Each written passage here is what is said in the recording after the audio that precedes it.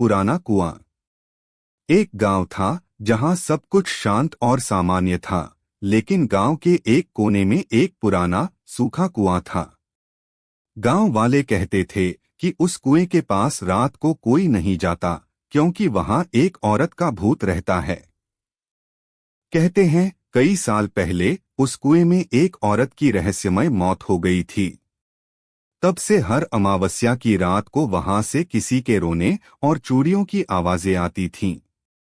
एक दिन गांव का एक निडर लड़का राजू ने सोचा कि ये सब सिर्फ अफवाहें हैं।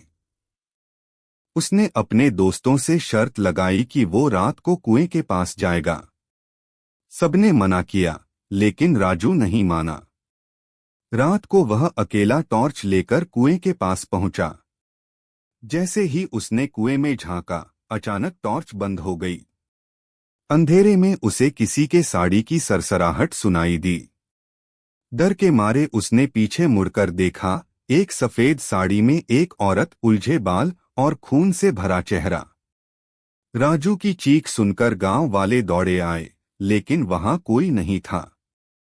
राजू बेहोश पड़ा था। होश में आने के बाद उसने कहा,